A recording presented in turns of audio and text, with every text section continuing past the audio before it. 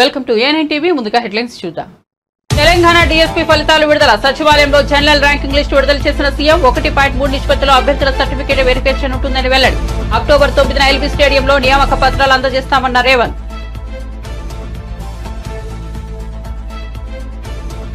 శ్రీధర్ బాబు చదువుకున్నవాడని గౌరవం ఉండేదన్న కేటీఆర్. కానీ ఇప్పుడు ఇష్టారీతిన మాట్లాడుతున్నారని మండిపాటు. బుల్డోజర్ వస్తే నాతో సహా అందరం అడ్డుపడతామన్న కేటీఆర్.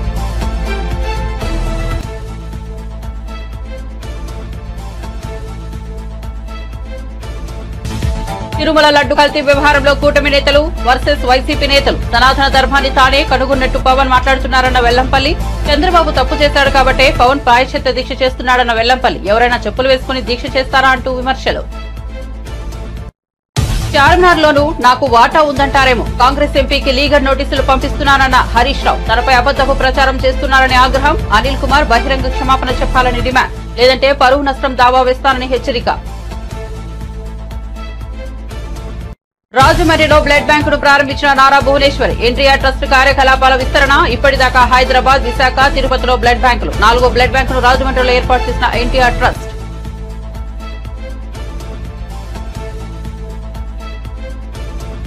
సోషల్ మీడియాలో రఘునందన్ రావు, మంత్రి కొండా సురేఖ ఫోటో. అసభ్యకర రీతిలో పోస్ట్ పెట్టి అవమానించారన్న కొండా సురేఖ. పోస్ట్ చూశాక అన్నం తినలేదని, నిద్రపోలేదని కంటతడి. ఈ ఫోటోను మీ చెల్లి అక్కకు చూపించాలని కేటీఆర్ కు సూచన. మంగళగిరి నియోజకవర్గం నుంచి స్కిల్ సెన్సెస్ కు శ్రీకారం. ఏపీ ప్రభుత్వం ప్రతిష్టాత్మకంగా చేపడుతున్న స్కిల్ సెన్సెస్ కార్యక్రమం. ఎన్నికల్లో ఇచ్చిన హామీ కార్యరూపం దాల్చుతున్న వైనం. మంగళగిరి నియోజకవర్గంతో పాటు తుళ్లూరు మండలాల్లో పైలట్ ప్రాజెక్ట్. 1,61,421 కుటుంబాల నుంచి వివరాల సేకరణ. ఇక వార్త వివరాల్లోకి వెళ్తే తెలంగాణలో టీచర్ పోస్టుల భర్తీ కోసం నిర్వహించిన డీఎస్సీ పరీక్ష ఫలితాలు విడుదలయ్యాయి. సీఎం రేవంత్ రెడ్డి సచివాలయంలో జనరల్ ర్యాంకింగ్ లిస్టు విడుదల చేశారు. 55 రోజుల్లోనే ఫలితాలను విడుదల చేసినట్టు ఈ సందర్భంగా ముఖ్యమంత్రి వెల్లడించారు. 1.3 నిష్పత్తిలో అభ్యర్థుల సర్టిఫికేషన్ వెరిఫికేషన్ ఉంటుందని తెలిపారు. అలాగే అక్టోబర్ 9వ తేదీన ఎల్బీ స్టేడియంలో నియామక పత్రాలు అందజేస్తామని రేవంత్ రెడ్డి స్పష్టం చేశారు. గత ప్రభుత్వం 10 ఏళ్లలో ఒకే ఒక్క డీఎస్పీ ఇచ్చిందని దుయ్యబట్టారు. ఈ 11,062 ఉద్యోగాలకు గాను 2,79,838 మంది అభ్యర్థులు నమోదు చేసుకుంటే 2,46,584 మంది పరీక్షలు హాజరయ్యి 33 జిల్లాలలో 54 సెంటర్లలో స్కూల్ అసిస్టెంట్లు, సెకండరీ గ్రేడ్ టీచర్లు, లాంగ్వేజ్ పండిట్లు, ఫిజికల్ ఎడ్యుకేషన్ టీచర్లు, ప్రాథమిక మరియు ఉన్నత స్థాయిలో స్పెషల్ ఎడ్యుకేషన్ టీచర్లు, ఈ అన్ని పోస్టులకు పరీక్షలు నిర్వహించడం జరిగింది. 18/7/2024 నుండి 5/8/2024 వరకు 26 ఆప్షన్స్ కింద ఈ పరీక్షలు నిర్వహించి ఈరోజు ఈ ఫలితాలను విడుదల చేయడం జరిగింది. ఈ ఫలితాలు ప్రధానంగా 1:3 ప్రాతిపదికన ఫలితాలను ప్రకటించి వాళ్ళ సర్టిఫికెట్ వెరిఫికేషన్స్, వాళ్ళ యొక్క మిగతా వివరాలను సంబంధిత జిల్లా కలెక్టర్లు, అధికారులు వెరిఫై చేసి ఫైనల్ నియామకాలు దసరా పండుగలోపు. తెలంగాణలో మీకు అందరికీ తెలుసు దసరాకున్న ప్రాధాన్యత. దసరా పండుగ అనేది మనకు సంతోషాన్ని తీసుకువచ్చే పండుగ. ప్రతి కుటుంబము ఎంత పేదవాడైనా దసరా పండుగను చాలా సంతోషంగా జరుపుకోవడం తెలంగాణ సాంప్రదాయం.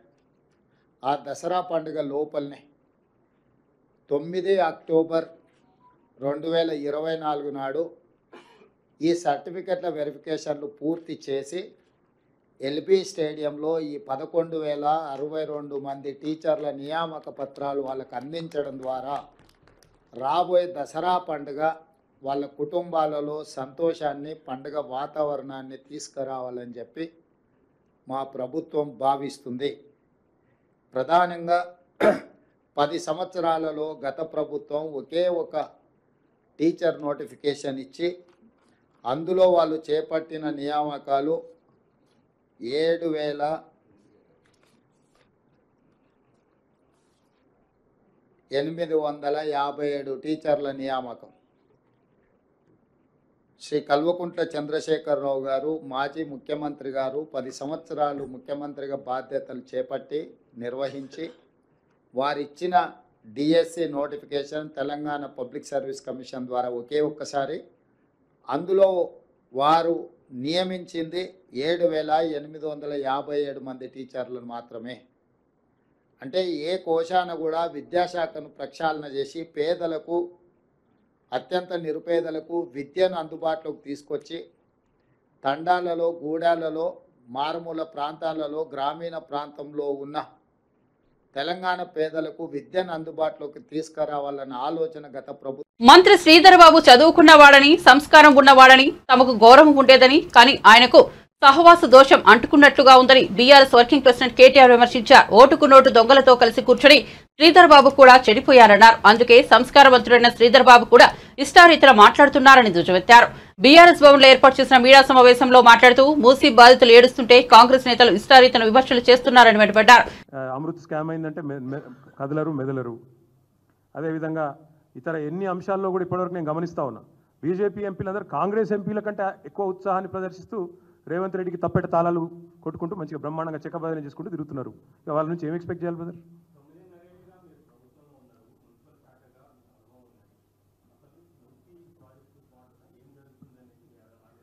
భారతదేశంలోనే అతిపెద్ద కుంభకోణం జరుగుతుంది. మీరు కొద్దిగా లేటుగా వచ్చినట్టు అర్థమే, అందుకే చెప్తున్నా. భారతదేశంలోనే అతిపెద్ద కుంభకోణం ఇది. కాంగ్రెస్ పార్టీ వచ్చే జాతీయ ఎన్నికలకు రిజర్వ్ బ్యాంకుగా ఈ ప్రాజెక్టును వాడుకోవాలనుకుంటున్నది. మేమున్నప్పుడు ఈ ప్రాజెక్టు మొత్తం కూడా ఆనాడు మొత్తం ఇంక్లూడింగ్ ఈస్ట్ వెస్ట్ ఎక్స్ప్రెస్ వేతో సహా ఇప్పుడు నేను చూపెట్టిన ఈ సుందరీకరణతో సహా మొత్తం కలిపి ఎస్టీపీల నిర్మాణంతో సహా ఆనాడి లెక్క 16,000 చిల్లర కోట్లు మొత్తం. డీటెయిల్డ్ ప్రాజెక్ట్ రిపోర్ట్ అప్పటిది ఉంది. ఇంకొక పని కూడా చేస్తాను నేను. ఆ రోజు నేను మంత్రిగా గ్లోబల్ డిజైన్ కాంపిటీషన్ ఆహ్వానించిన. ఆ గ్లోబల్ డిజైన్స్ కూడా నేను ఇక్కడే మా హాల్ ఉంది కదా ఇక్కడ పార్టీ ఆఫీస్లో, ఆ హాల్లో మొత్తం ఎగ్జిబిట్ చేస్తాను. ఒక 4-5 రోజుల తర్వాత అవన్నీ కూడా తీసుకొస్తాను. నా ఫోన్లో ఎక్కడ ఉంటాయి ఎతకాల, నా కంప్యూటర్లో ఫోన్లో ఎక్కడ ఉంటాయి ఎతకాల. ఎతికి మొత్తం ఆ రోజు 9 సంస్థలు, అంతర్జాతీయ సంస్థలు, ఇంగ్లాండు ఇంకా ఇతర దేశాల నుంచి 9 సంస్థలు వచ్చినాయి ముంగటికి. ఫైనల్ డిజైన్స్ కూడా అప్రూవ్ అయినాయి. ఎలక్షన్ తర్వాత చేద్దాంలే, మళ్ళీ అధికారంలోకి వస్తాంలే అని చెప్పి అట్లా పెండింగ్ పెట్టాం తప్ప మేము దాన్ని ప్రజలను డిస్టర్బ్ చేయకుండా చక్కగా చేద్దాం అనుకున్నాం. అవన్నీ కూడా మీకు డిస్ప్లే చేస్తాను. 16,000 కోట్లలో అయిపోయే ప్రాజెక్టు 1,50,000 కోట్ల ప్రాజెక్ట్ ఎందుకైంది అనేది ముఖ్యమంత్రి గారు చెప్పాలి, ఆయన మంత్రివర్గం చెప్పాలి. Thank you.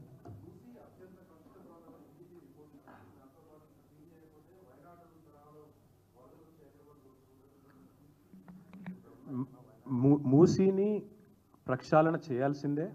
ప్రక్షాళన అంటే ఏంటి బ్రదర్? అందులో మురికి నీరు ఉండకూడదు. దానికోసం ఏం చేశాము? 4,000 కోట్ల రూపాయలతో ఎస్టీపీలు కట్టాము.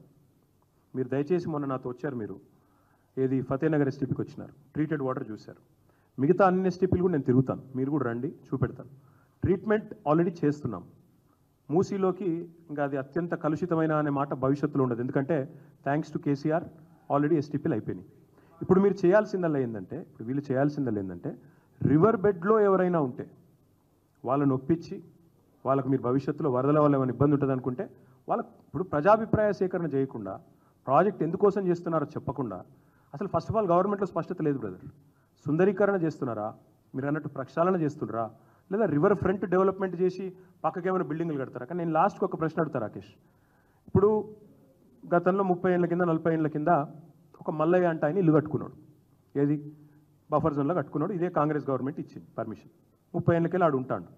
ఇంకా కూడా లోనో గినో తీసుకోవచ్చు, దాని మీద ఉంటుంది. ఇప్పుడు ఆ మల్లయ్య ఇల్లు కూడా కొట్టి రేపు మాల్ కడతా అంటే ఏం కాన్సెప్ట్ ఏంది అసలు? అంటే మల్లయ్య ఇంట్లోకి వెళ్ళి వచ్చే సీవేజ్ ఏమో సకటిది కాదు, రేపు మాల్ కడతాకి వెళ్ళి వచ్చే సీవరేజ్ మాత్రం పర్వాలేదా? నువ్వు చెప్పిన ప్రక్షాళననే వాస్తవం అయితే మరి మొత్తం బఫర్ జోన్ పెట్టి తనకు ఎఫ్టీఎల్ పరిధిలోని కన్వెన్షన్ లో వాటా ఉందని అబద్ధపు ప్రచారం చేస్తున్నారని, అవసరమైతే గోల్కొండ కోట చార్మినార్లోనూ తనకు వాటా ఉందని అంటారేమోనని BRS senior MLA Harish Rao ఆగ్రహం వ్యక్తం చేశారు. తనపై అబద్ధపు ప్రచారం చేస్తున్న కాంగ్రెస్ నేత ఆ పార్టీ రాజ్యసభ సభ్యుడు అనిల్ కుమార్ యాదవ్ కు లీగల్ నోటీసులు పంపిస్తున్నట్టు చెప్పారు. ఈ మేరకు ఎక్స్ వేదికగా ఆయన ట్వీట్ చేశారు. తనకు బహిరంగ క్షమాపణ చెప్పకుంటే పరువు నష్టం దావా వేస్తానని వెల్లడించారు. పరువు నష్టం దావాకు అనిల్ కుమార్ సిద్ధంగా ఉండాలని హెచ్చరించారు. ప్రజా సమస్యలపై పోరాడుతున్న తనపై బురద చల్లే వికృత రాజకీయాలకు కాంగ్రెస్ ప్రభుత్వం తెరలేపిందని విమర్శించారు. ప్రభుత్వంపై వస్తున్న వ్యతిరేకతను డ్రైవర్ట్ చేయడానికే గ్లోబల్స్ ప్రచారాలను ఆశ్రయిస్తున్నారని అన్నారు. ఏపీ సీఎం చంద్రబాబు అర్ధాంగి నారా భువనేశ్వరి రాజమండ్రిలో బ్లడ్ బ్యాంకును ప్రారంభించారు. ఎన్టీఆర్ ట్రస్ట్ ఆధ్వర్యంలో ఈ బ్లడ్ బ్యాంక్ నెలకొల్పారు. ప్రారంభోత్సవ కార్యక్రమంలో నారా భువనేశ్వరితో పాటు ట్రస్ట్ సిబ్బంది పాల్గొన్నారు. ఎన్టీఆర్ ట్రస్ట్ కార్యకలాపాలకు మరింత విస్తరించడం ఆనందం కలిగిస్తోందని అన్నారు. ఇప్పటిదాకా 3 బ్లడ్ బ్యాంకులు స్థాపించామని, రాజమండ్రిలో ప్రారంభించింది 4వ బ్లడ్ బ్యాంక్ అని తెలిపారు. హైదరాబాద్, విశాఖపట్నం, తిరుపతిలో బ్లడ్ బ్యాంకులు ఇప్పటికే నడుస్తున్నాయని నారా భువనేశ్వరి వివరించారు. రాజమండ్రి ఎందుకంటే ఏదైనా నేను ఇక్కడి నుంచే నేను ప్రారంభించాను. నన్ను ఆ ధైర్యం ఇచ్చి, ఎందుకంటే నాకు ఎప్పుడు రాజకీయాలు అలవాటు లేదు, ప్రజల్లోకి వెళ్ళి సంభాషణ ఇచ్చింది లేదు. ఏదో నా పని, నా ఆఫీస్లో మీటింగ్స్, బోర్డ్ మీటింగ్స్ అంతవరకు. అట్లా నన్ను ముందుకు వెళ్ళగానంటే అది మన తెలుగు ఆంధ్రప్రదేశ్ ప్రజలు, మా తెలుగుదేశం కార్యకర్తలు. తప్పకుండా ఎప్పుడు రాజమండ్రిని నేను ఎప్పుడు మర్చిపోలేను. వచ్చినమ్మటే నన్ను చూసుకున్న దాతల్ని గురించి ముందర అడుగుతాను, వాళ్ళందరూ ఎట్లా ఉన్నారు. నేను ఎప్పుడు నా జీవితంలో మర్చిపో, మా కుటుంబం కూడా చివరి వరకు. మేడం, గిరిజన ప్రాంతాల్లో కూడా వైద్యం ఇంకా పూర్తి స్థాయిలో అందట్లేదు. మొబైల్ క్లినిక్ లాంటివి ఏమన్నా ట్రస్ట్ ద్వారా ఏర్పాటు చేస్తారు? అదేనండి, ఇప్పుడు ఎన్టీఆర్ ట్రస్ట్ ద్వారా ఆరోగ్య రథం అనేది ప్రారంభించాము. అది ఇప్పుడు సాలూర్ అట్లాంటి ట్రైబల్ ఏరియాస్ లో మేము అది తీసుకెళ్తున్నాం. ఎందుకంటే మీ అందరికీ తెలుసు, ఆ ట్రైబల్ ఏరియాస్ కానీ కొన్ని చోట్లలో గిరిజన సెంటర్లో ఆ వైద్య సదుపాయాలు దొరకవు, డాక్టర్లు గారు ఉండరు. ఈ బస్సు మేము ఒక సిస్టమ్ అనేది మేము పెట్టాము. రోజు ఆ బస్సు ఎక్కడికి వెళ్తుంది, ఆ ట్రైబల్ ఏరియాకి ఎంతమందికి వాళ్ళు వైద్యులు అందించారు, ఎంత ఆ గిరిజన ప్రాంతంలో ఎంత ఉచిత మందులు కూడా ఇచ్చారు ఆ ప్రజలకు అనేది మేము మానిటర్ చేస్తాం హెడ్ ఆఫీస్ నుంచి. అంత సిస్టమ్స్ అనేది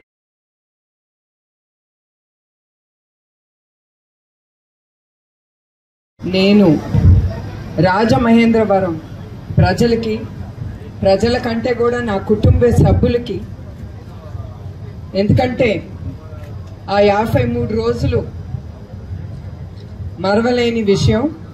వాళ్ళు నన్ను ఒక తోబుట్టులాగా, నన్ను కానీ నా కుటుంబాన్ని కానీ చాలా ధైర్యం ఇచ్చి మమ్మల్ని ముందుకు తీసుకెళ్లారు రాజమహేంద్రవరం ప్రజలకి.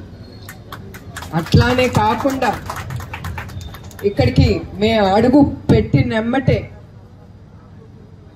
ఇక్కడ దాతలు అడగకుండా మా కుటుంబానికి ఆశ్రయం ఇచ్చారు. వాళ్ళని నేను ఎప్పుడు మర్చిపోలేని విషయం.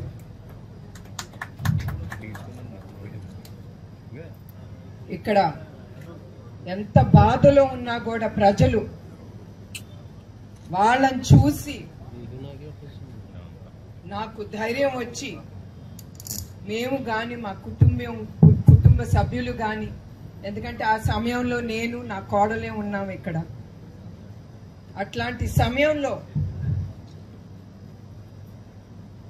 ఆ దాతలు ప్రజలు మళ్ళీ చెప్తున్నాను, ఎంత చెప్పినా నా మనసుకి తృప్తి ఉండదు. లడ్డూలో కల్తీ జరిగితే ఇన్ని రోజులుగా ఏం చేస్తున్నారు, బాధ్యులను ఎందుకు అరెస్టు చేయడం లేదంటూ చంద్రబాబు నీచ రాజకీయాలపై మాజీ మంత్రి వెల్లంపల్లి శ్రీనివాస్ మండిపడ్డారు. ఆయన తాడేపల్లిలోని వైఎస్ఆర్సీపీ కేంద్ర కార్యాలయంలో మీడియా సమావేశంలో మాట్లాడుతూ వైఫల్యాల నుంచి తప్పించుకునేందుకు బాబు డైవర్ట్ పాలిటిక్స్ చేస్తున్నారంటూ ధ్వజమెత్తారు. శ్రీవారి భక్తుని చెప్పుకునే బాబు ఇలాంటి రాజకీయం చేస్తారా? జూలై 23న రిపోర్ట్ వస్తే సెప్టెంబర్ 19 వరకు ఏం చేశారు? 2 నెలల ల్యాబ్ రిపోర్టును ఎందుకు బయటపెట్టలేదంటూ వెల్లంపల్లి శ్రీనివాస్ నిలదీశారు. చంద్రబాబు ఈవో మాటలకు పొంతనలేదు, మీ దగ్గర ఆధారాలుంటే చర్యలు తీసుకోవాలి కదా, సిట్ ఎందుకు అంటూ వెల్లంపల్లి దుయ్యబట్టారు. విచారణలో చాలా వరకు వ్యాఖ్యలు బయటికి రావడం జరిగింది. ఏదైతే ఒక రాజ్యాంగబద్ధమైన పోస్టులో ఉన్న ముఖ్యమంత్రి ఏ విధంగా కల్తీ జరుగుతుంది అని చెప్పి సుప్రీంకోర్టు ప్రశ్నించడం కానివ్వండి, ఆ నెయ్యిని వాడినట్టుగా ఆధారాలు దొరకలేదని చెప్పడం కానివ్వండి, సుప్రీంకోర్టు తీర్పులో వచ్చిన ఇవన్నీ కూడా ఈరోజు విచారణలో వచ్చిన మాటలన్నీ కూడా. అదేవిధంగా ఏదైతే ఈ ప్రభుత్వం తరపున, అంటే మన చంద్రబాబు ప్రభుత్వం తరపున వాదించిన అడ్వకేట్ కూడా ఆ ట్యాంకర్లను వాడలేదని చెప్పడం కానివ్వండి, పూర్తిగా కూడా చాలా వరకు భక్తుల మనోభావాలకి ఆవేదనకి గురికాకుండా ఉండే విధంగా ఈరోజు సుప్రీంకోర్టు యొక్క వ్యాఖ్యలు చూస్తే అర్థమవుతుంది. దయచేసి నేను ఒక్కటే కోరుకునేది, కోట్లాది మంది భక్తులు గత కొద్ది రోజుల నుంచి చాలా ఆవేదనతో బాధపడిన పరిస్థితులు. ఎందుకంటే ప్రతి ఒక్కళ్ళు కూడా ఎలవేల్పుగా చూసుకునే వెంకటేశ్వర స్వామి గారి యొక్క ప్రసాదాన్ని కల్తీ జరిగిందని చెప్పని బాధపడే పరిస్థితి, చాలామంది భక్తులు బాధపడిన పరిస్థితి నేను దగ్గరుండి చూశాను. ఈరోజు సాక్ష్యాధారాలతో సహా సుప్రీంకోర్టులో, అంటే ఇటు వైవి సుబ్బారెడ్డి గారు కానీ వేనేయండి, లేకపోతే సుబ్రహ్మణ్యం స్వామి గారు వేనేయండి, ఇతరులు చాలామంది కూడా దీని మీద సుప్రీంకోర్టులో విచారణకి కోరుకున్న పరిస్థితులు మనం చూసాం. కానీ ఒక ముఖ్యమంత్రి స్థాయిలో ఉన్న వ్యక్తులు ఇటువంటి ఆధారాలు లేకుండా మాట్లాడడం అనేది బాధ్యతారాహితంగా ఉన్నాయనేది మనకి ఈరోజు అర్థమవుతుంది. పూర్తిగా కూడా ఈరోజు సుప్రీంకోర్టు విచారణలో తెలిసింది ఆ బళ్ళు వాడలేదని చెప్పని. అదేవిధంగా ఒకవేళ మీకు ఆ యొక్క దీంట్లో తీర్పు వచ్చుంటే కానీ, మన ల్యాబ్లో రిపోర్ట్ వచ్చుంటే, రెండో ల్యాబ్కి ఎందుకు మీరు పంపలేదు, ఒపీనియన్ పంపలేదని చెప్పిన కానివ్వండి, ఎందుకు ఇన్నాళ్ళు గ్యాప్ ఇచ్చారు, జూలై 23వ తారీఖు జరిగితే సెప్టెంబర్ 18వ తారీఖు వరకు ఎందుకు మీరు దీన్ని గోప్యంగా ఉంచారు, అదేవిధంగా సిట్టు వేయాల్సిన అవసరం ఏంటి, ఇవన్నీ కూడా కోర్టు ప్రశ్నించింది. ఇవన్నీ కూడా అంటే భక్తులకు ఎన్నో అనుమానాలు ఉన్నాయి. ఆ అనుమానాలని తొలగించే విధంగా కోర్టే, ఈరోజు సుప్రీంకోర్టే ఇవన్నీ ప్రశ్నించినందుకు ఒక వెంకటేశ్వర భక్తుడిగా చాలా ఆనందాన్ని వ్యక్తం చేస్తున్నాను. తప్పకుండా ఇది కోర్టు పరిధిలో ఉంది కాబట్టి, రేపు మళ్ళీ 3వ తారీఖు నాడు దీని మీద విచారణ ఉంది కాబట్టి తప్పకుండా ఆ విచారణలో అన్ని నిజాలు బయటపడతాయని చెప్పి మాత్రం నేను వెంకటేశ్వర భక్తుడిగా నేను ఆశిస్తున్నాను. నేను ఇప్పటికి కూడా గౌరవ ముఖ్యమంత్రి గారికి ఒకటే చెప్తున్నాను, దయచేసి రాజకీయాల్లోకి వెంకటేశ్వర స్వామిని తమ పట్ల అసభ్యకరంగా పోస్టులు పెట్టారంటూ మంత్రి కొండా సురేఖ కంటతడి పెట్టారు. ఓ మహిళనైన నా పట్ల చాలా అసహ్యంగా సోషల్ మీడియాలో పోస్టులు పెట్టారు, చాలా ఇబ్బందికరమైన ఫోటోలు పెట్టారు, వీళ్లకు షాదీ ముబారక్ ఎవరిచ్చారంటూ పోస్టు పెట్టారని ఆవేదన వ్యక్తం చేశారు. బీజేపీ ఎంపీ రఘునందన్ రావు మంత్రి కొండా సురేఖ ఫోటోలను పెట్టి కొంతమంది సోషల్ మీడియాలో పోస్టులు పెట్టారు. ఈ పోస్ట్ అసభ్యకర రీతిలో పెట్టి అవమానించారని సురేఖ దుజవెత్తారు. ఈ పోస్టును చూశాక తాను నిన్నటి నుంచి అన్నం తినలేదని, నిద్ర కూడా పోలేకపోతున్నారన్నారు. ఈ పోస్టు పెట్టిన వారి ఇంట్లో కూడా అక్క, చెల్లి, తల్లి ఉన్నారని, వారింట్లో ఆడబిడ్డలు ఉన్నారని గుర్తించాలన్నారు. అడుగుతా ఉన్నాను, అప్పుడు నీకు చేనేత విలువ తెలుస్తుంది, చేనేత నూలు విలువ తెలుస్తుంది. నీకు నూలు విలువ తెలియకుండా ఈ విధంగా ప్రచారం చేయడం ఏదైతే ఉందో చాలా బాధాకరం. నూలు విలువ తెలిసిన వాడు అయితే నువ్వు బట్టలిప్పి బజార్లో తిరుగు, లేకపోతే క్షమాపణ చెప్పి తప్పైంది అని చెప్పి ఇంకొకసారి అట్లాంటి పోస్టులు రాయకుండా చూసుకోవాల్సిన బాధ్యత నీ మీద ఉంది కేటీఆర్. ఒకవేళ నువ్వు చేయకపోతే ఇంకోసారి ఇట్లాంటి పోస్టులు పెడితే నిన్ను బట్టలిప్పించి ఉరికిచ్చే కార్యక్రమం తప్పకుండా కాంగ్రెస్ పార్టీ కార్యకర్తలు, నాయకులు చేస్తారనే విషయాన్ని మరి మర్చిపోవద్దు అని హెచ్చరిస్తూ, మరి నేను దీన్ని చాలా తీవ్రంగా ఖండిస్తూ, మనస్తాపం చెందుతూ మరి అన్నీ కూడా ఇక ముందు జరగొద్దని కోరుకుంటూ సెలవు తీసుకుంటా ఉన్నా.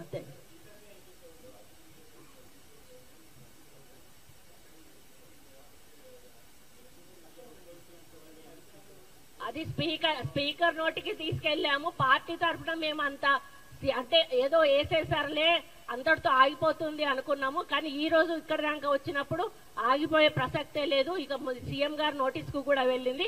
ఇక ముందు ఇట్లాంటివి పూర్తిగా జరగకుండా యాక్షన్ తీసుకోమని చెప్పి సీఎం గారు ఆల్రెడీ ఇన్స్ట్రక్షన్స్ కూడా ఇవ్వడం జరిగింది. అదే కదా, వాళ్ళు మనుషులు కాదు మృగాలని చెప్తున్నది కదా. స్పీకర్ గారు వారి పరిధిలోది వారు తీసుకుంటారు, వాళ్ళని మేము ఆదేశించే వాళ్ళం కాదు.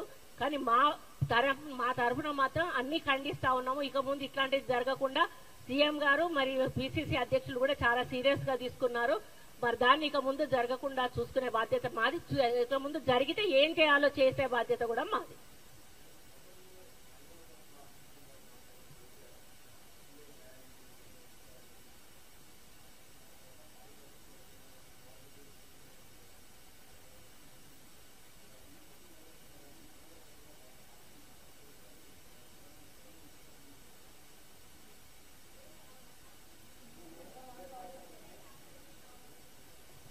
వాళ్ళు ఉన్నత వర్గానికి చెందిన బలుపు ఒకటి వాళ్ళకు ఉన్నది. బలుపు ఉంటే ఉంచుకొనియండి, పైసలు ఉంటే ఉంచుకొనియండి. కానీ ఒక అణగారిన వర్గాల ఈయన పడితే ఈరోజు వాళ్ళ ఓట్లు లేదే మీరు గెలిచారా? ఈరోజు అక్కడ చేనేత కార్మికుల ఓట్లున్నాయి, మైనారిటీ ఓట్లున్నాయి, ఎస్సీ ఎస్టీ బీసీ ఓట్లున్నాయి. ఇవన్నీ వేసుకొని ఈరోజు మీరు మరి అక్కడ గెలిచారు. ఈరోజు మళ్ళీ మమ్మల్ని కించపరుస్తూ ఈరోజు పోస్టులు చేస్తా ఉన్నారు. రేపు బీసీలందరూ కూడా తిరగబడితే మీకు బీసీ ఓటు ఒక్కటి కూడా రాదు. అటువంటి పరిస్థితి దయచేసి తెచ్చుకోవద్దు అని చెప్పి కేటీఆర్ గారిని హెచ్చరిస్తా ఉన్నారు.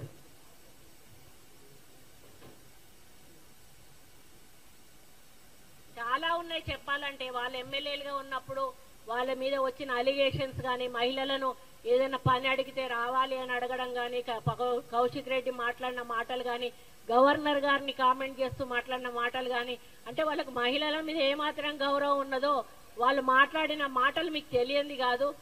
అటువంటి వాళ్ళు మరీ ఇంత హీనంగా, ఇది ఒక అన్నా చెల్లెళ్ళ బంధం అండి, ఇది ఒక అన్నా చెల్లెళ్ళ బంధం. దీన్ని వక్రీకరించి మాట్లాడడం అనేది చాలా బాధాకరం. నేను జీర్ణించుకోలేకపోతా ఉన్నాను. దయచేసి ఈ విషయాన్ని కేసీఆర్ గారి భార్యని అడుగుతా ఉన్నాను. అమ్మ శోభమ్మ, ఇది కరెక్టేనా? అదేవిధంగా దేశంలోనే తొలిసారిగా ఆంధ్రప్రదేశ్ లో ప్రతిష్టాత్మకంగా చేపడుతున్న స్కిల్ సెన్సెస్ ప్రాజెక్టును మంత్రి నారా లోకేష్ ప్రాతినిధ్యం వహిస్తున్న మంగళగిరి నుంచి శ్రీకారం చుట్టారు. పైలట్ ప్రాజెక్టుగా మంగళగిరి అసెంబ్లీ నియోజకవర్గంతో పాటు తుళ్లూరు మండలంలో స్కిల్ సెన్సెస్ చేపట్టనున్నారు. స్కిల్ సెన్సెస్ కోసం 100 గ్రామ సచివాలయాల పరిధిలో సెన్సెస్ సేకరణకు సంబంధించిన లాగిన్ ఇచ్చారు. 675 మంది ఎన్యుమరేటర్లు. మంగళగిరి నియోజకవర్గంలో 1,35,914 గృహాలు, తుళ్లూరు మండలంలో 25,507 గృహాలు, మొత్తం 1,61,421 కుటుంబాల నుంచి స్కిల్ సెన్సెస్ చేపట్టనున్నారు. ఇందుకు అవసరమైన మొబైల్ యాప్ సిద్ధం చేశారు. ఎన్యుమరేటర్ల శిక్షణ గురించి పూర్తయింది. ఫీల్డ్ టీమ్స్ కు సహాయం చేసేందుకు టెక్నికల్ టీంలను కూడా ఏర్పాటు చేశారు. ఇప్పటికే ఎన్యుమరేటర్లు కుటుంబాలకు సంబంధించిన మ్యాపింగ్ పూర్తయింది. గ్రామ సచివాలయం, స్కిల్ డెవలప్మెంట్ శాఖ, సీడాఫ్, న్యాక్ విభాగాల సిబ్బంది స్కిల్ సెన్సెస్ కార్యక్రమంలో పాలు పంచుకుంటారు. 1,50,000 కోట్ల రూపాయలతో మూసి ప్రక్షాళన చేస్తామని పెద్ద స్కెచ్ వేసుకుని రంగంలోకి దిగారని మల్కాజ్గిరి ఎంపీ ఈటెల రాజేందర్ కీలక వ్యాఖ్యలు చేశారు. ఎంపీ ఎన్నికల్లో నేను వచ్చే సమయం రాకపోయినా నాకు సంపూర్ణ మద్దతునిచ్చి గెలిపించినందుకు ప్రతి ఒక్కరికి హృదయపూర్వక కృతజ్ఞతలు తెలిపారు. శిరస్సు వంచి నమస్కరిస్తున్నా అన్నారు.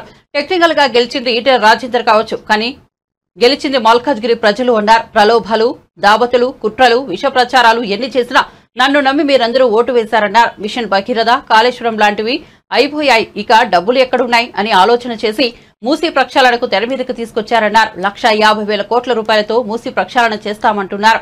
పెద్ద స్కెచ్ వేసుకుని రంగంలోకి దిగారని సంచలన వ్యాఖ్యలు చేశారు. కానీ చివరికి విధి విధాన ఖరారు చేసిండ్రు. దాని మీద విపరీతమైన వ్యతిరేకత వచ్చింది రైతాంగాల్లో. అప్పుడు తోక ముడిచిండు, అందరికి ఇస్తా అని చెప్పాడు. కానీ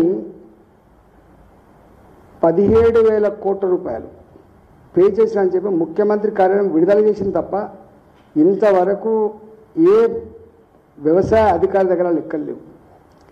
నేను దాని తరపడి మేమంతా గ్రామాలకు పోయినాం. రైతుల దగ్గర దరఖాస్తు స్వీకరిస్తున్నప్పుడు 35 నుంచి 40% మంది రైతులకు మాత్రమే రుణమాఫీ అయింది. మిగతా అన్నీ కూడా రకరకాల కండిషన్లు పెట్టి, ఏ విధి విధానాల పేరిట అయితే రకరకాల కండిషన్లు పెట్టిండో దానివల్ల మాకు ఎవరికి రావట్లేదని చెప్పి కన్నీళ్ళు మున్నీళ్ళు అయినరు. కొంతమంది అయితే మా దగ్గర మేడ్చల్లో ఎంపీడీఓ ఆఫీస్ ముందున్న చెట్టుకు ఉరేసుకున్నాడు చిట్టాపూర్ రైతు. ఇట్లా రైతుల ఆత్మహత్యలు కొనసాగుతున్నాయి, ఆందోళన కొనసాగుతుంటే భారతీయ జనతా పార్టీగా ప్రజల ముందు పోయినప్పుడు మాకు అన్ని దరఖాస్తులు ఇచ్చారు. మేమన్నాం వాళ్ళు ఇంకా చేస్తారేమో, వాళ్ళకు సదురుకుంటున్నారేమో, వాళ్ళని ఇంకా విధిగా ఖరారు చేస్తామని చెప్పి ఎదురు చూసింది. కానీ 17,000 కోట్ల రూపాయలు వాళ్ళే ప్రకటించుకొని ఇక ఇది క్లోజ్ అయినట్టుగా వ్యవహరిస్తాను. కాబట్టి రైతుల పక్షాన మాకు వచ్చిన దరఖాస్తులు, మాకు వచ్చిన విజ్ఞప్తుల మేరకి, మాకు వచ్చే రోజువారీగా ఫోన్ల మేరకి భారతీయ జనతా పార్టీ పక్షాన గౌరవ పార్లమెంట్ సభ్యులు కావచ్చు, గౌరవ శాసనసభ్యులు, శాసన మండలి సభ్యులు, రాజ్యసభ సభ్యులు, వారితో పాటుగా మాకు గౌరవ కార్పొరేటర్లు, గౌరవ ప్రజాప్రతినిధులందరూ కలిసి పార్టీ సమక్షంలో రేపు పెద్ద ఎత్తున దీక్ష చేయబోతున్నారు. నేను ఒకటే యావత్ తెలంగాణ రైతాంగానికి విజ్ఞప్తి ఏంటంటే, రేవంత్ రెడ్డి మోసపు మాటలకు మారుపేరుగా నిలిచింది కాబట్టి, అబద్ధాలే ఆయన జీవితం కాబట్టి, ఆయన ఫిలాసఫీ కాబట్టి, ఇవాళ ప్రజాందోళన తప్ప, మనం ఐక్యమై ఆందోళన చేస్తే తప్ప ఈ సర్కారు మెడలు మంచితే తప్ప మనకు రుణమాఫీ కాదు. కాబట్టి తెలంగాణ వ్యాప్తంగా ఎంతమందికైతే రుణమాఫీ రాక ఇవాళ బెంగటిల్తున్నారో, ఇవాళ అప్పుల పాలై ఆగమవుతున్నారో, వాళ్ళందరినీ కూడా రేపు ఇందిరా పార్క్ ధర్నాలో పాల్గొనవలసిందిగా నేను విజ్ఞప్తి చేస్తున్నాను. రేపు ఉదయం 11 గంటల నుంచి మొదలుపెట్టి ఎల్లుండి ఉదయం 11 గంటల వరకు ఉంటుంది కాబట్టి ఇవాళ ఇది 24 అవర్స్ దీక్ష కాబట్టి దయచేసి ఎవరెవరి రైతులైతే ఇవాళ మాకు ఫోన్ చేస్తున్నారో, ఏ రైతులైతే మా పార్టీ పక్షాన ఊళ్ళలోకి వచ్చినప్పుడు మాకు మీ నివేదికలు ఇచ్చిండ్రో వాళ్ళందరూ కూడా తల్లి వచ్చి దీన్ని విజయవంతం చేయాలని చెప్పి నేను కోరుతా ఉన్నా. రేవంత్ రెడ్డి ఆయనకు సెన్సిటివిటీ కానీ అయ్యో ప్రజలు అనేటువంటి భావన కానీ రైతాంగానికి అబద్ధం ఆడితే మంచిది కానటువంటి సోయి లేదు. ఇలా రుణమాఫీ చేయకపోతే నాకు తెలిసి రైతు బంధు హైదరాబాద్ ను వరల్డ్ బెస్ట్ సిటీగా మారుస్తామని మంత్రి శ్రీధర్ బాబు అన్నారు. పీపీపీ కింద మూసీ ప్రాజెక్టు చేపడతామని ప్రకటించారు. మూసీలోకి గోదావరి నీళ్లు తీసుకొస్తామని అన్నారు. మూసీపై లింక్ రోడ్లు నిర్మిస్తామని చెప్పారు. మూసీ ప్రక్షాళనపై గత బీఆర్ఎస్ ప్రభుత్వం ఏం చేసిందని మంత్రి శ్రీధర్ బాబు ప్రశ్నించారు. హైదరాబాద్ మూసీ నిర్వాసితులకు న్యాయం చేస్తామని మంత్రి శ్రీధర్ బాబు తెలిపారు. పేదల సొంతింటి కల నెరవేర్చుతామని అన్నారు. సొంతిల్లు లేని వారికి ఇందిరమ్మ ఇల్లు ఇస్తామని హామీ ఇచ్చారు. తెలంగాణ సచివాలయంలో మంత్రి శ్రీధర్ బాబు బీడా సమావేశం ఏర్పాటు చేశారు. ఈ సందర్భంగా మంత్రి మాట్లాడుతూ పేదవారికి కాంగ్రెస్ ప్రభుత్వం అండగా ఉంటుందని మంత్రి శ్రీధర్ బాబు మాటిచ్చారు.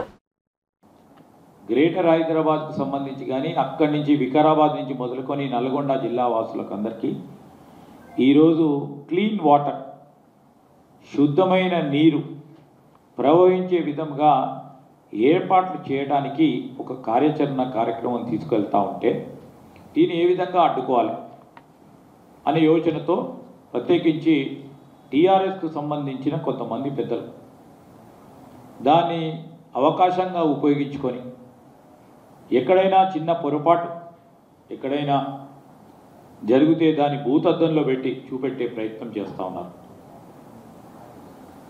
హైడ్రాకు సంబంధించి కూడా నేను యావత్ ఈ గ్రేటర్ హైదరాబాద్కు సంబంధించిన ప్రజానికాన్ని కోరుతా ఉన్నాం.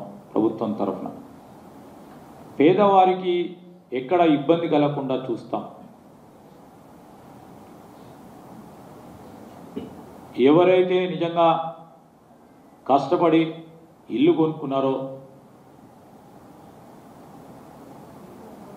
కొన్ని సందర్భాల్లో ఇవన్నిటినీ ఎఫ్టీఎల్లో వస్తుందని దాచిపెట్టి కొన్ని సందర్భాల్లో ఫ్లాట్స్ కట్టి అమ్మిన యాజమాన్యం ఈరోజు మధ్యతరగతి, చిన్న తరగతి పేదవారికి సంబంధించిన కుటుంబ సభ్యులు ఇబ్బంది పడతా ఉన్న తరుణాన్ని కూడా ప్రభుత్వం ఖచ్చితంగా కూడా పరిగణనకు తీసుకుంటుంది.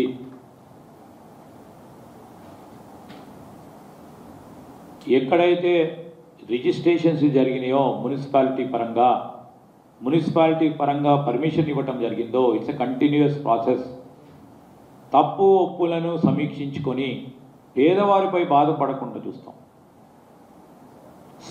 సంస్థకు సంబంధించి తెలిసి ఇచ్చిండ్రా తెలియకుండా ఇచ్చిండ్రా, ఏ విధమైన పొరపాట్లు జరిగినాయి, ఆ పొరపాట్లకు కారణం ఏందని, ఆ అధికారులు ఎవరని, అధికారులపైన ఒత్తిడి ఎవరు తీసుకొచ్చిండ్రు, వాటి కారకులు కారణమేమైందని తప్పకుండా ప్రక్షాళన చేస్తాం. అదంతా కానీ ప్రజలపై ఆ అధికారులు కానీ లేకుంటే బడా సంస్థలు చేసిన పొరపాట్లు వీరిపై రుద్దే ప్రయత్నం చేయదు ఈ ప్రభుత్వం అని నేను ప్రత్యేకంగా ఈ సందర్భంలో తెలియజేస్తా ఉన్నాం. ఈరోజు నిన్నటి నుంచి చూస్తూ ఉన్నాం 2-3 చిన్న అంశాలను పెట్టుకొని తప్పకుండా చెప్తా ఉన్నాం. ఎవ్వరు కూడా ఆందోళన పడొద్దని చెప్తా ఉన్నాం. ఇప్పటికీ ఆందోళన పడి ఇబ్బంది పడకూడదు. ఎవరికైతే అనుమానాలు ఉంటాయో ఆ అనుమానాలు కానీ లేకుంటే ఎవరికైతే కొన్ని సందర్భాల్లో కొన్ని అంశాలు ప్రభుత్వ దృష్టికి కూటమి ప్రభుత్వంలో ఆంధ్రప్రదేశ్ అరాచకాలకు అడ్డంగా మారిందని, దగ్గరుండి మరీ కూటమి నేతలే దాడులు చేయిస్తున్నారని మాజీ మంత్రి మేరుగ నాగార్జున అన్నారు. వైఎస్ఆర్సీపీ ప్రధాన కార్యాలయంలో జరిగిన మీడియా సమావేశంలో మేరుగ మాట్లాడారు. పోలీసులు కూడా దాడి చేసే వారికే సలాం కొడుతున్నారు. ఏపీలో రెడ్ బుక్ రాజ్యాంగం నడుస్తోందని తెలిపారు. కూటమి ఎమ్మెల్యేలు రౌడీలాగా వ్యవహరిస్తున్నారని తెలిపారు. ఇళ్లకు వెళ్లి జనాల చొక్కాలు పట్టుకుని బయటకు లాగుతున్నారన్నారు. అడ్డుగోలుగా దాడులు చేస్తున్నారని తెలిపారు. చంద్రబాబు వైఖరి వల్లే ఇన్ని దారుణాలు జరుగుతున్నాయన్నారు. ఈ దాడులు ఆపాలని ఏనాడు చంద్రబాబు ఎందుకు మాట్లాడలేదని నిలదీశారు. ఈరోజు ఆంధ్రప్రదేశ్లో కూటమి ప్రభుత్వం వచ్చిన తర్వాత అరాచకాలకు అడ్డాగా నిలిచిపోయింది. ఎందుకంటే దారుణాలు కానీ, అఘాయిత్యాలు కానీ, అమానుషాలు కానీ పెరిగిపోయినాయి. కూటమి నేతల దగ్గరుండి దాడులు చేయిస్తూ ఉన్నారు, గొడవలు చేయిస్తూ ఉన్నారు. రాష్ట్రంలో రెడ్ బుక్ రాజ్యాంగానికి పోలీసు వ్యవస్థ సలాం చేస్తూ ఉంది. అధికార పార్టీ నాయకులు ఏది చెబితే అది. బాధితులు ఎవరన్నా పోలీస్ స్టేషన్కి వెళితే తిరిగి వాళ్ళ మీద కేసులు పెట్టించే సంస్కృతిని ఈ రాష్ట్రంలో చంద్రబాబు నాయుడు గారు ప్రభుత్వం తీసుకొచ్చిందని చెప్పడానికి సిగ్గుపడతా ఉన్నాం. కూటమి ఎమ్మెల్యేలు వీధి రౌడీల్లాగా ఒక ప్రక్క ఆస్తులు ధ్వంసం చేస్తున్నారు, దాడులు చేస్తున్నారు, అఘాయిత్యాలు చేస్తున్నారు, మీడియా ప్రతినిధుల ఇళ్లకెళ్ళి భయభ్రాంతులు చేస్తూ ఉన్నారు. చివరికి అధికారుల చొక్కాలు కూడా పట్టుకొని భయపెట్టే పరిస్థితి ఆంధ్రప్రదేశ్లో దాపురించిందంటే ఆంధ్రప్రదేశ్లో కూటమి ప్రభుత్వ పనితీరు ఎలా ఉందో అర్థమవుతా ఉంది. ఎందుకంటే వీటన్నిటికీ కారణం చంద్రబాబు నాయుడు గారి వైఖరి. ప్రతిదాన్ని రాజకీయ కోణంలో చూస్తాం. న్యాయం, ధర్మం అనేది మరచి రాజకీయ కోణాన్నే ఎంచుకున్న రాజకీయ నాయకుడిగా చంద్రబాబు ఉండటం వల్లనే ఈ దారుణాలు జరుగుతా. బులెటిన్ ముగించే ముందు హెడ్లైన్స్ మరోసారి చూద్దాం.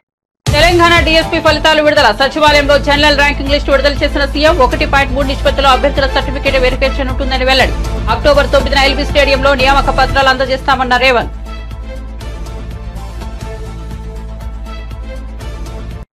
శ్రీధర్ బాబు చదువుకున్నవాడని గౌరవం ఉండేదన్న కేటీఆర్. కానీ ఇప్పుడు ఇష్టారీతిన మాట్లాడుతున్నారని మండిపాటు. బుల్డోజర్ వస్తే నాతో సహా అందరం అడ్డుపడతామన్న కేటీఆర్.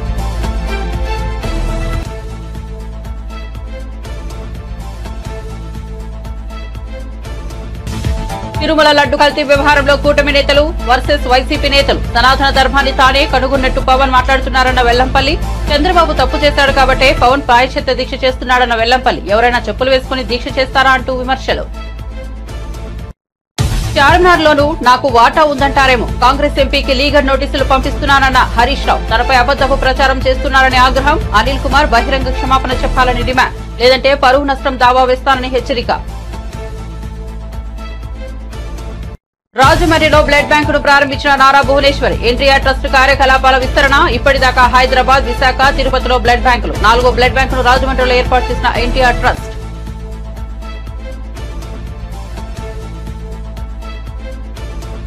సోషల్ మీడియాలో రఘునందన్ రావు, మంత్రి కొండా సురేఖ ఫోటో అసభ్యకర రీతిలో పోస్ట్ పెట్టి అవమానించారన్న కొండా సురేఖ. పోస్ట్ చూశాక అన్నం తినలేదని, నిద్రపోలేదని కంటతడి. ఈ ఫోటోను మీ చెల్లి అక్కకు చూపించాలని కేటీఆర్ కు సూచన. మంగళగిరి నియోజకవర్గం నుంచి స్కిల్ సెన్సెస్ కు శ్రీకారం. ఏపీ ప్రభుత్వం ప్రతిష్టాత్మకంగా చేపడుతున్న స్కిల్ సెన్సెస్ కార్యక్రమం. ఎన్నికల్లో ఇచ్చిన హామీ కార్యరూపం దాల్చుతున్న వైనం. మంగళగిరి నియోజకవర్గంతో పాటు తుళ్లూరు మండలాల్లో పైలట్ ప్రాజెక్ట్. 1,61,421 కుటుంబాల నుంచి వివరాల సేకరణ. మరిన్ని అప్డేట్స్ కోసం చూస్తూనే ఉండండి A9 TV.